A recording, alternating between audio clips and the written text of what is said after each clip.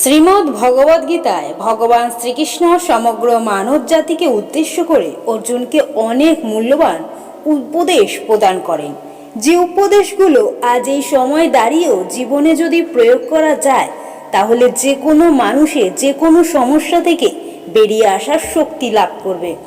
শ্রীমদ্ ভগবদ গীতায় সম্পূর্ণ কথোপকথনের মাধ্যমে লুকিয়ে রয়েছে অনেক শক্তিশালী শ্লোক, যেগুলো যদি আমরা জীবনের কঠিন সময় পাঠ করতে পারি বা মনে মনে একটু স্মরণও করতে পারি, তাহলে আমরা সেই কঠিন সময় থেকে অনায়াসে বেরিয়ে আসতে পারি। কিন্তু অনেকে এই শ্লোকগুলোর ব্যাপারে জানেন না বলে তারা কঠিন সময় পড়লে ঘাবড়ে যায় এবং বুঝে উঠতে পারে না কি করবে। আর এই মারাত্মক শ্লোকটির মধ্যেই শ্রীকৃষ্ণ নিজেই সমস্ত সমস্যার সমাধানের কথা বলে গিয়েছেন। আজ আমি ভিডিওটি এই শ্লোকটির কথাই তুলে ধরব, যাতে আপনারাও যখন কোনো সমস্যার মাধ্যমে পড়বেন বা কোনো খারাপ সময়ের মধ্যে দিয়ে যাবেন, তখন শুধু মনে মনে শ্লোকটি চোখ বন্ধ করে 3 বার পাঠ করবেন এবং দেখবেন অনায়াসে নিমেষের মাধ্যমে আপনার সমস্ত সমস্যা দূর হয়ে যাবে। আপনার মনের ভিতরে অপার শান্তি অনুভব করতে পারবেন। যদি বিশ্বাস না হয় এই কথাটির ওপরে, তাহলে একবার নিজের জীবনে এই শ্লোকটি অবশ্যই এক মনে চোখ বন্ধ করে পাঠ করে দেখুন। শ্লোকটির কথা স্বয়ং ভগবান এক ব্যক্তিকে স্মরণ করিয়ে দিয়েছিলেন। আমার কথা বিশ্বাস করার দরকার নেই, আপনারা নিজেই করে দেখুন, আপনারাই বুঝতে পারবেন এই শ্লোকটির উপকারিতা কতটুকু। নমস্কার বন্ধুরা, মিস্টার ভিডিও চ্যানেলে আপনাদের সকলকে জানাই স্বাগত। এই চ্যানেলের মূল বিষয়বস্তু হলো শ্রীকৃষ্ণের জীবন কাহিনী, শ্রীকৃষ্ণের বাণী এবং ধর্মপ্রচারের বিভিন্ন ভিডিও তুলে ধরা। এই চ্যানেলের ভিডিওগুলো যদি আপনাদের সত্যি ভালো লাগে, তাহলে অবশ্যই একটি লাইক করবেন আর চ্যানেলটি সাবস্ক্রাইব করে পাশে থাকবেন। সর্বপ্রথম এটি জেনে নেওয়া যাক যে এই শ্লোকটি কাকে কে পাঠ করতে বলেন। আসলে আজ থেকে কয়েক বছর আগে এক ব্যক্তি যখন খুব সমস্যার মধ্যে যাচ্ছিলেন, তখন সে বুঝে উঠতে পারছিল না যে সে কি করবে, এই সমস্যার মাধ্যম থেকে সে বের হবে কিভাবে। সে দিনরাত ভগবান শ্রীকৃষ্ণের মন্দিরে গিয়ে শ্রীকৃষ্ণের মূর্তির সামনে দাঁড়িয়ে প্রার্থনা করত এবং কান্না করত, যাতে ভগবান শ্রীকৃষ্ণ তাকে এই খারাপ সময়ের মধ্যে থেকে বের করে নিয়ে আসে। কিন্তু কিছুতেই সে কোনো রাস্তাই পাচ্ছিল না। আর ঠিক এরকম সময়ে একদিন এক পুরোহিতের নজর তার উপরে পড়ে এবং সেই পুরোহিত দেখে যে সেই লোকটি অঝরে ভগবান শ্রীকৃষ্ণের মূর্তির সামনে দাঁড়িয়ে কান্না করছে।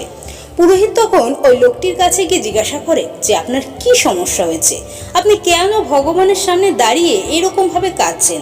উত্তরে সেই লোকটি বলে, আমি আমার ব্যবসায় বিশাল পরিমাণে লোকসান করেছি, আমার ঘর বাড়ি সব বেচার মতো অবস্থা চলে এসেছে, লোকের দেনায় পুরো ডুবে আছি, কি করব বুঝে উঠতে পারছি না, কিভাবে এই অবস্থা থেকে বের হব তাও বুঝতে পারছি না।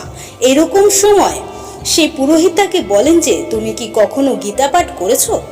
উত্তরে সেই ব্যবসায়ী ব্যক্তি বলেন, হ্যাঁ, একবার অবশ্যই পড়েছি, কিন্তু কেন বলুন তো। তখন উত্তরে পুরোহিত বলেন যে আপনি কি 18 নম্বর অধ্যায়টি ভালো করে মন দিয়ে পড়েছিলেন? সে ব্যক্তিটি বলে যে হ্যাঁ পড়েছিলাম, কিন্তু এখন অতটা মনে নেই।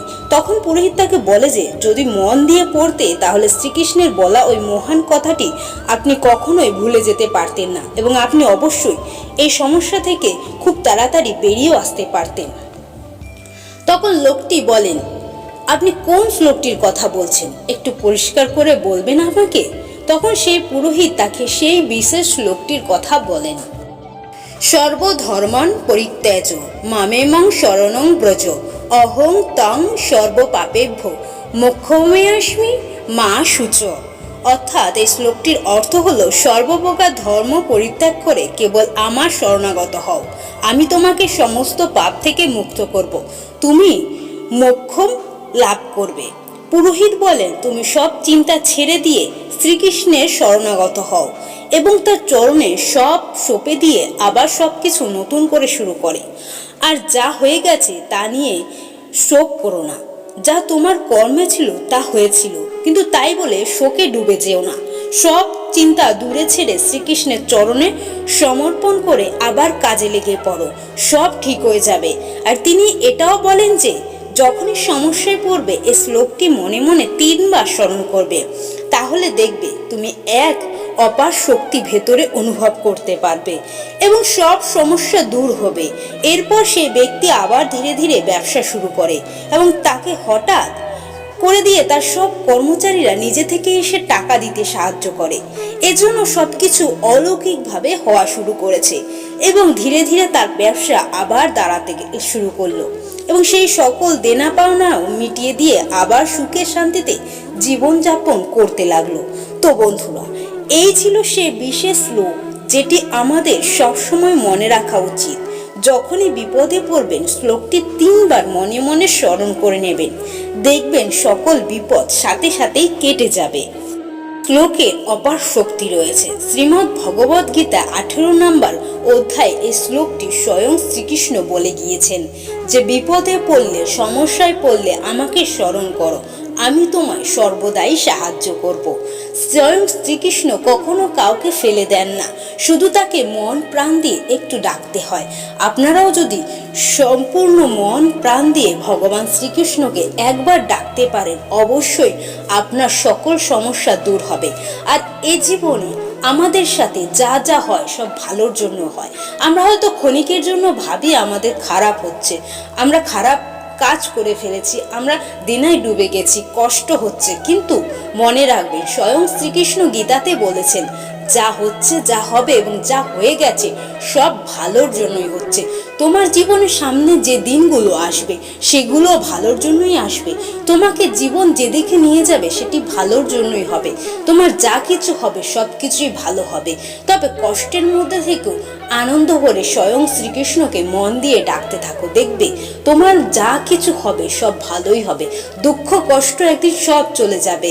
সাময়িক দুঃখ সবাই পায়, আর দুঃখ কষ্ট না পেলে কেউ ভগবান শ্রীকৃষ্ণকে ডাকবে না, আর কেউ সুখের আশাও করবে না। তাই জীবনে যা কিছু হবে ভালোই হবে। বিপদে পড়লে স্বয়ং শ্রীকৃষ্ণকে ডাকো আর এই শ্লোকটি 3 বার মনে মনে স্মরণ করো, দেখবে তোমার সব কিছু দূর হয়ে যাবে।